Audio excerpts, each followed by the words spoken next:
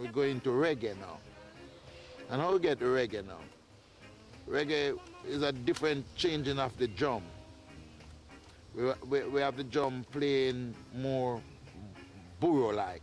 Oh, I don't know if you understand, like tap ta da pa da pa pa da pa da pa pa da, and change the bass pattern. If the music even slow, it make it sound like it fast. So that is what the reggae do to the Rocksteady. And that was it. Reggae, reggae, reggae, reggae, reggae, reggae.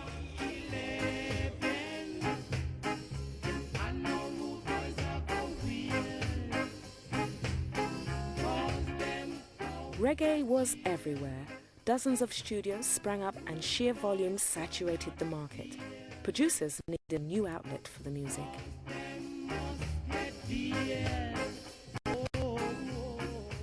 A guy was working with Ireland at the time named Dave Bettridge come out here and meet me, and they invite me over to England in '68, and I see what the people love.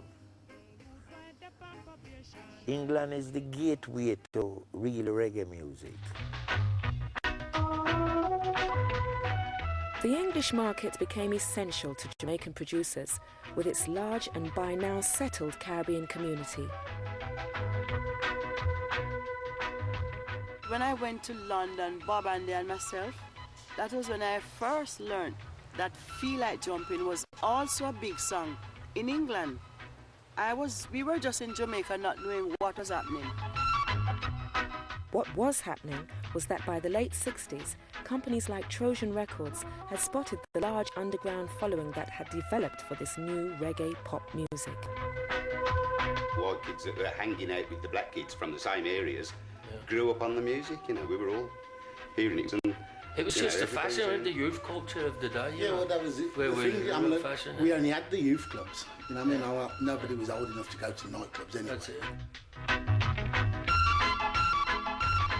Trojan Records came to enjoy iconic status as the purveyors of Jamaican music in the UK. They released 2,000 singles in 7 years, initially on a fairly small scale, through specialised shops catering to Jamaicans and to white working-class youths who revelled in its danceable beat and outlaw status, the skinheads. You get kicked out of Saturday morning pictures when you're too old for it. You've got nowhere to go for yourself, so somebody said, oh, let's go up to Strephon-Locarno. And we're talking about the 60s, sort of the skinhead period, really. And so I used to go to Strephon-Locarno and listen to music, and we didn't really dance. People did dance, but me and my friends, we used to just sort of hang back and just watch, you know, because it was all the skinhead thing, you see. And because they never played that music on the radio, so in some ways, for us, it became our music.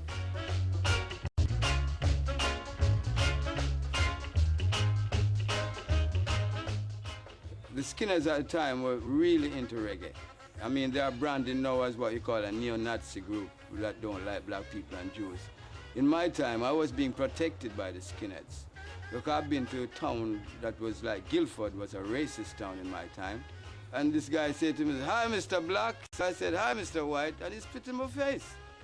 I said, what the heck? So the kids wanted us to beat him. But I said, no, forget it, man. I just wiped the spit off, and that was it. What was happening, it couldn't be denied that this was developing into something that was becoming more and more commercially interesting, commercially successful. As more and more people discovered the music through the clubs. And that was making for all sorts of problems for us because we just couldn't get past this door. Look out, BBC, 'cause I'm on my way. Oh yes I am. Long walk to the BBC, but I know I'll make it someday. I think there was a perception amongst the reggae labels that the BBC dismissed reggae to a certain extent. To be fair, I think possibly, yes, I think they might have a slight case there.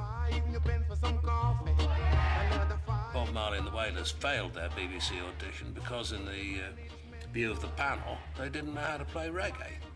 Which was, but then you get some kind of, you know, the BBC Dance Orchestra doing a strict tempo version of reggae. People would say, oh, that's how reggae should be. If our music had an open door, like, let's say, a freeway, we could break wide in any part of the world because we have class music like anybody else. Young, gifted or black, open your heart to what I mean.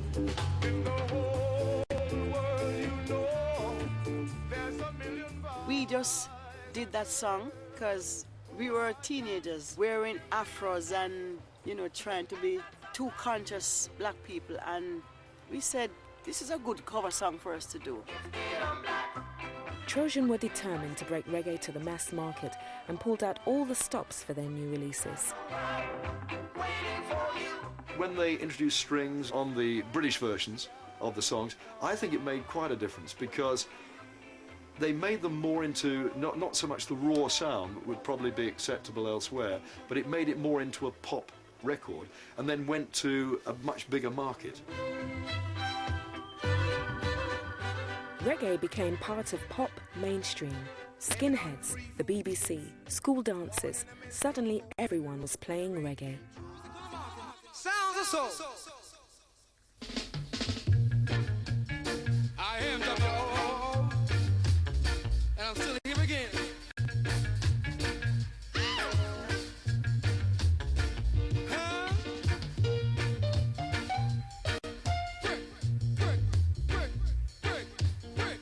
David Ansel Collins went to #1, as did Desmond Dekker.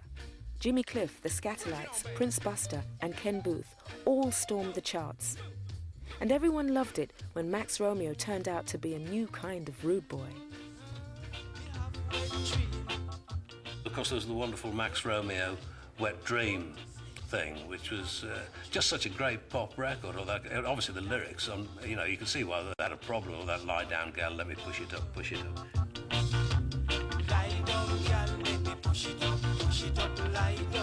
I try to explain, I say, look, man, it have nothing to do with sex. I'm talking about my house leaking here.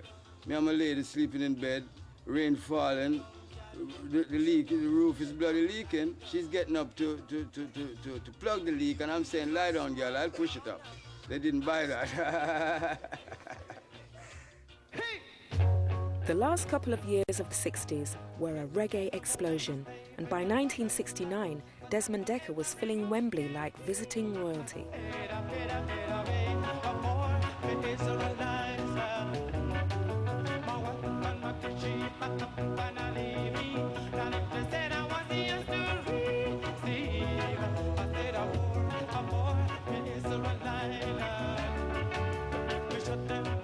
That reggae pop music, I suppose, you know, we were beneficiaries of it as well, you know.